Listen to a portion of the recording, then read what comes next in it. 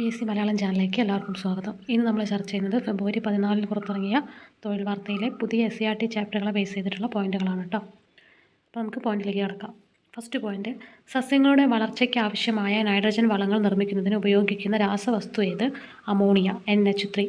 സസ്യങ്ങളുടെ വളർച്ചയ്ക്ക് ആവശ്യമായ നൈട്രജൻ വളങ്ങൾ നിർമ്മിക്കുന്നതിന് ഉപയോഗിക്കുന്ന രാസവസ്തു ഏത്? Ammonia, NH3. Ammonium chloride, calcium hydroxide എന്നിവ തമ്മിൽ പ്രവർത്തിക്കുമ്പോൾ ഉണ്ടാകുന്ന വാതകമേത്? Ammonia. Ammonium chloride, calcium hydroxide എന്നിവ തമ്മിൽ പ്രവർത്തിക്കുമ്പോൾ ഉണ്ടാകുന്ന വാതകമേത്? അമോണിയ. പരീക്ഷണശാലയിൽ അമോണിയ നിർമ്മിക്കാനുള്ള സംവിധാനത്തിൽ ഉപയോഗിക്കുന്ന ശോഷക സ്തംഭത്തിൽ നിറച്ചിരിക്കുന്ന രാസവസ്തു ഏത്? നീറ്റുകക്ക. പരീക്ഷണശാലയിൽ അമോണിയ നിർമ്മിക്കാനുള്ള സംവിധാനത്തിൽ ഉപയോഗിക്കുന്ന ശോഷക സ്തംഭത്തിൽ ഉപയോഗിച്ചിരിക്കുന്ന രാസവസ്തു ഏത്? നീറ്റുകക്ക. നീറ്റുകക്കയിലൂടെ അമോണിയ വാതകം കടന്നു പോകുമ്പോൾ നീക്കം ചെയ്യപ്പെടുന്നതെന്ത്? ജലാംശം. നീറ്റുകക്കയിലൂടെ അമോണിയം വാതകം കടന്നു പോകുമ്പോൾ ജലാംശം നീക്കം ചെയ്യപ്പെടുന്നു. ഫിനോഫ്തലിൻ എന്ന സൂചകം ന്യൂട്രൽ അഥവാ അസിഡിക് പദാർത്ഥങ്ങളുമായി സമ്പർക്കത്തിൽ വരുമ്പോഴുണ്ടാകുന്ന നിറമെന്ത്? നിറമില്ല. ഫിനോഫ്തലിൻ എന്ന സൂചകം ന്യൂട്രൽ അല്ലെങ്കിൽ അസിഡിക് പദാർത്ഥങ്ങളുമായിട്ട് സമ്പർക്കത്തിൽ വരുമ്പോഴുണ്ടാകുന്ന നിറമെന്ത്? എന്താണ്? നിറം ഉണ്ടാവില്ല കേട്ടോ. പ്രത്യേകിച്ച് അവിടെ നിറം ഉണ്ടാകില്ല. ഫിനോഫ്തലിൻ ആൽക്കലി സ്വഭാവമുള്ള പദാർത്ഥങ്ങളുമായി സമ്പർക്കത്തിൽ വരുമ്പോൾ കൈവരിക്കുന്ന നിറമേത്? പിങ്ക് നിറം. ഫിനോഫ്തലിൻ ആൽക്കലി സ്വഭാവമുള്ള പദാർത്ഥങ്ങളുമായി സമ്പർക്കത്തിൽ വരുമ്പോൾ കൈവരിക്കുന്ന നിറമേത്? പിങ്ക് നിറം. അമോണിയ ജലത്തിൽ ലയിച്ചുണ്ടാകുന്ന ഉൽപ്പന്നമേത്? Ammonium hydroxide. അമോണിയ ജലത്തിൽ ലയിച്ചുണ്ടാകുന്ന ഉൽപ്പന്നമേത്? Ammonium hydroxide. അമോണിയയുടെ വ്യാവസായിക നിർമ്മാണത്തിന് ഉപയോഗിക്കുന്ന പ്രക്രിയ ഏത്? ഹേബർ പ്രക്രിയ.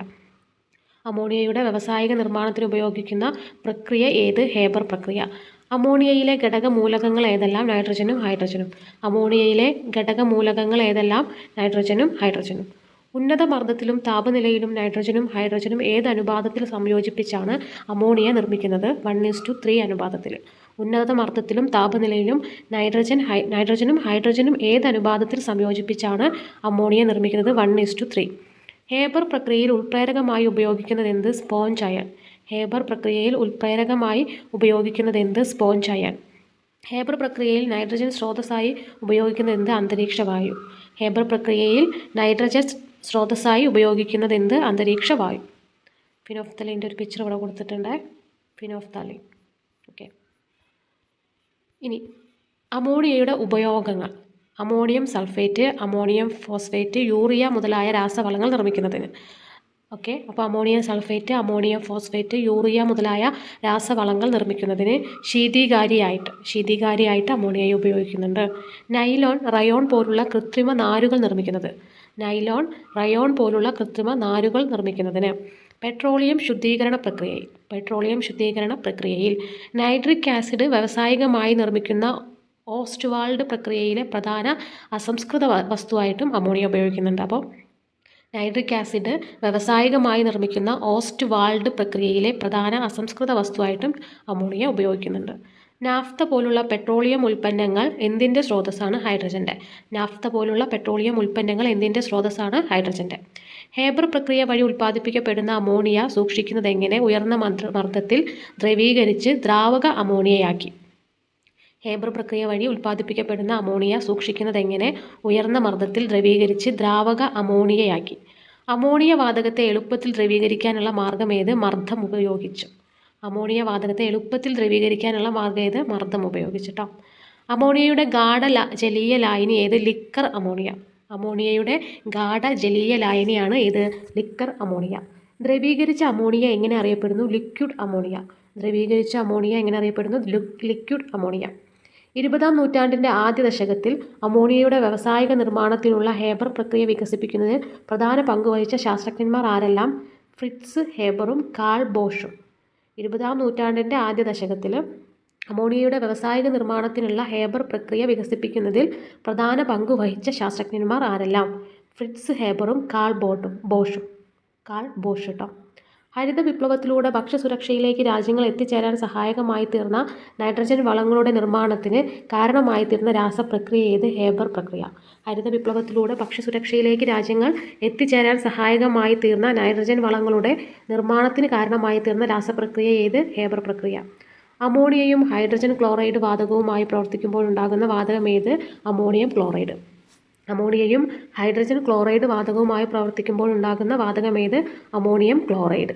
അഭികാരകങ്ങൾ ഉൽപ്പന്നങ്ങളായി മാറുന്ന രാസപ്രവർത്തനത്തെ എന്ത് വിളിക്കുന്നു? പുരോപ്രവർത്തനം അഥവാ ഫോർവേഡ് റിയാക്ഷൻ. അഭികാരകങ്ങൾ ഉൽപ്പന്നങ്ങളായി മാറുന്ന രാസപ്രവർത്തനങ്ങളെ എന്ത് വിളിക്കുന്നു? പുരോപ്രവർത്തനം അഥവാ ഫോർവേഡ് റിയാക്ഷൻ. ഉൽപ്പന്നങ്ങൾ അഭികാരകങ്ങളായി മാറുന്ന പ്രവർത്തനം ഏത്? പശ്ചാത് പ്രവർത്തനം അഥവാ ബാക്ക്വേർഡ് റിയാക്ഷൻ. ഉൽപ്പന്നങ്ങൾ അഭികാരകങ്ങളായി മാറുന്ന പ്രവർത്തനം ഏത്? പശ്ചാത് പ്രവർത്തനം അഥവാ ബാക്ക്വേർഡ് റിയാക്ഷൻ.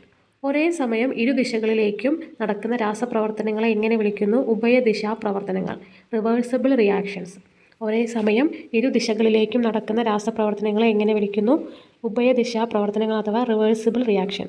അഭികാരകങ്ങൾ പ്രവർത്തിച്ച് ഉൽപ്പന്നങ്ങളായി മാറുകയും ഇതേ സാഹചര്യത്തിൽ ഉൽപ്പന്നങ്ങൾ തിരികെ അഭികാരകങ്ങളായി മാറാതിരിക്കുകയും ചെയ്യുന്ന രാസപ്രവർത്തനങ്ങളേവ ഏകദിശാ പ്രവർത്തനങ്ങൾ, ഇറിവേഴ്സിബിൾ റിയാക്ഷൻസ്. അഭികാരകങ്ങൾ പ്രവർത്തിച്ച് ഉൽപ്പന്നങ്ങളായി മാറുകയും ഇതേ സാഹചര്യത്തിൽ ഉൽപ്പന്നങ്ങൾ തിരികെ അഭികാരകങ്ങളായി മാറാതിരിക്കുകയും ചെയ്യുന്ന രാസപ്രവർത്തനങ്ങളേവ ഏകദിശാ പ്രവർത്തനങ്ങൾ അഥവാ ഇറിവേഴ്സിബിൾ റിയാക്ഷൻസ്.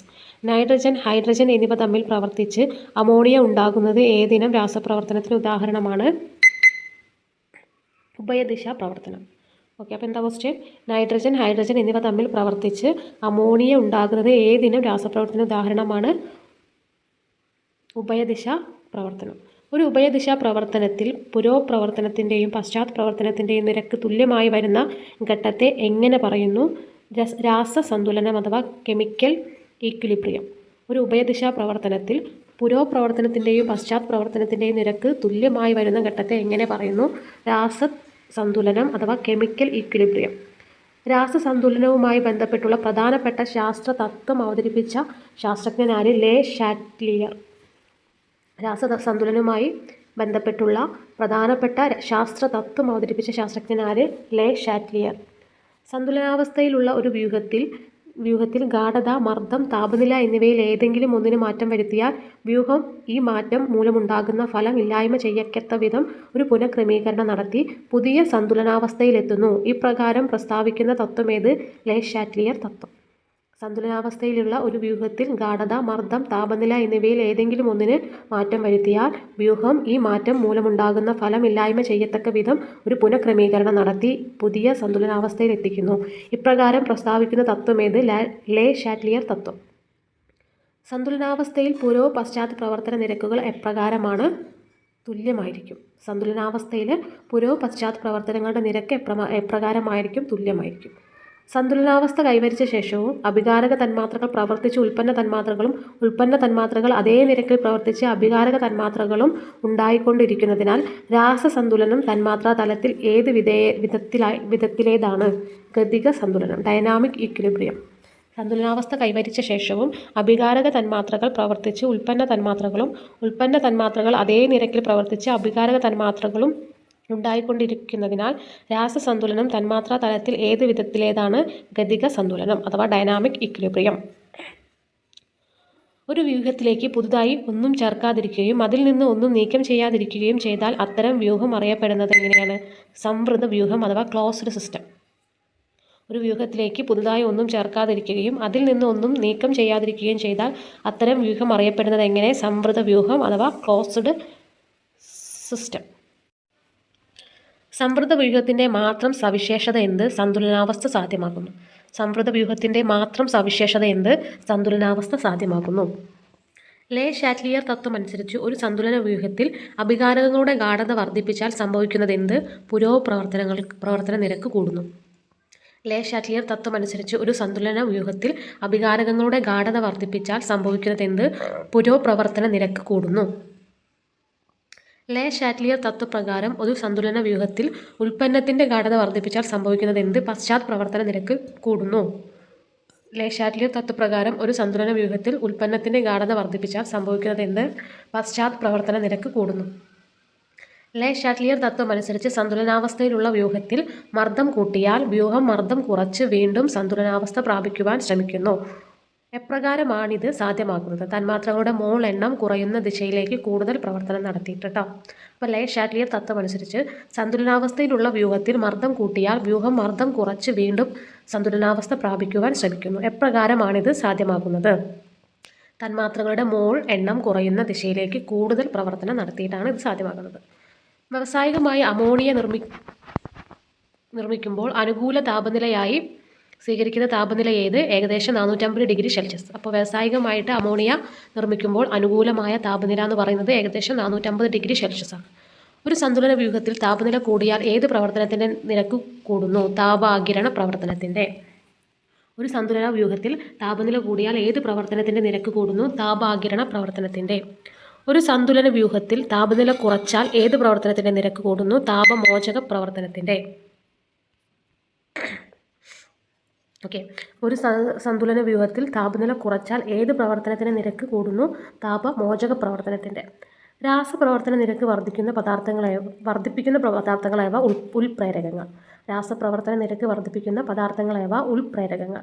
ഉൾപ്രേരകങ്ങൾ ഉഭയദിശാ പ്രവർത്തനങ്ങളിൽ പൂർവ്വ പശ്ചാത്ത പ്രവർത്തനങ്ങളെ ഏത് വിധമാണ് വർദ്ധിപ്പിക്കുന്നത്? ഒരേ നിരക്കിൽ കേട്ടോ. ഉൾപ്രേരകങ്ങൾ ഉഭയദിശാ പ്രവർത്തനങ്ങളിൽ പൂർവ്വ പശ്ചാത്ത പ്രവർത്തനങ്ങളെ ഏത് വിധമാണ് വർദ്ധിപ്പിക്കുന്നത്? ഒരേ നിരക്കിലാണ് വർദ്ധിപ്പിക്കുന്നത്. അമോണിയയുടെ വ്യാവസായിക നിർമ്മാണം ഏത് തരത്തിലുള്ള രാസപ്രവർത്തനമാണ്? ഉഭയദിശാ പ്രവർത്തനം. അമോണിയയുടെ വ്യാവസായിക നിർമ്മാണം ഏത് തരത്തിലുള്ള രാസപ്രവർത്തനമാണ്? ഉഭയദിശാ പ്രവർത്തനം. വ്യാവസായികമായി ഏറെ പ്രാധാന്യമുള്ള രാസവസ്തു ആയതിനാൽ രാസവസ്തുക്കളുടെ രാജാവ് കിങ് ഓഫ് കെമിക്കൽസ് എന്ന് വിശേഷിപ്പിക്കപ്പെടുന്നത് സൾഫ്യൂരിക് ആസിഡ്. വ്യാവസായികമായി ഏറെ പ്രാധാന്യമുള്ള രാസവസ്തു ആയതിനാൽ രാസവസ്തുക്കളുടെ രാജാവ് അഥവാ കിങ് ഓഫ് കെമിക്കൽസ് എന്ന് വിശേഷിപ്പിക്കപ്പെടുന്നത് എന്ത്? Sulphuric acid. സൾഫ്യൂരിക് ആസിഡിൻ്റെ രാസസൂത്രം H2SO4. സൾഫ്യൂരിക് ആസിഡിൻ്റെ രാസസൂത്രം H2SO4. രാസവളങ്ങൾ, പെയിൻറ്റുകൾ, ഫൈബറുകൾ, മരുന്നുകൾ, തുണിത്തരങ്ങൾ, ഡിറ്റർജൻറ്റുകൾ തുടങ്ങി നിരവധി വസ്തുക്കളുടെ നിർമ്മാണത്തിലും പെട്രോളിയം ശുദ്ധീകരണത്തിലും ഉപയോഗിക്കുന്ന രാസവസ്തു ഏത്? Sulphuric acid. രാസവളങ്ങൾ, പെയിൻറ്റുകൾ, ഫൈബറുകൾ, മരുന്നുകൾ, തുണിത്തരങ്ങൾ, ഡിറ്റർജൻറ്റുകൾ തുടങ്ങി നിരവധി വസ്തുക്കളുടെ നിർമ്മാണത്തിലും പെട്രോളിയം ശുദ്ധീകരണത്തിലും ഉപയോഗിക്കുന്ന രാസവസ്തു ഏത്? Sulphuric acid. വ്യാവസായികമായി സൾഫ്യൂരിക് ആസിഡ് നിർമ്മിക്കാനുള്ള പ്രക്രിയ ഏത്? സമ്പർക്ക പ്രക്രിയ അഥവാ കോണ്ടാക്ട് പ്രോസസ്സ്. വ്യാവസായികമായി സൾഫ്യൂരിക് ആസിഡ് നിർമ്മിക്കാനുള്ള പ്രക്രിയ ഏത്? സമ്പർക്ക പ്രക്രിയ അഥവാ കോണ്ടാക്ട് പ്രോസസ്സ്. എന്തിൻ്റെ നിർമ്മാണത്തിലെ ആദ്യ ഘട്ടമാണ് ഉരുകിയ സൾഫറിനെ ശുദ്ധീകരിച്ച് ഈർപ്പരഹിതമാക്കിയ അന്തരീക്ഷ വായുവിൽ കത്തിച്ച് സൾഫർ ഡൈ ഓക്സൈഡാക്കി മാറ്റുന്നത്? സൾഫ്യൂരിക് ആസിഡിൻ്റെ. എന്തിൻ്റെ നിർമ്മാണത്തിലെ ആദ്യ ഘട്ടമാണ് ഉരുകിയ സൾഫറിനെ ശുദ്ധീകരിച്ച് ഈർപ്പരഹിതമാക്കിയ അന്തരീക്ഷ വായുവിൽ കത്തിച്ച് സൾഫർ ഡൈ ഓക്സൈഡാക്കി മാറ്റുന്നത്? സൾഫ്യൂരിക് ആസിഡിൻ്റെ. സൾഫർ ഡൈ ഓക്സൈഡിൻ്റെ ഓക്സിജനുമായി സംയോജിപ്പിച്ച് സൾഫർ ട്രൈ ഓക്സൈഡ് നിർമ്മിക്കുന്ന പ്രവർത്തനത്തിലെ ഉൾപ്രേരകം ഏത്? Vanadium pentoxide.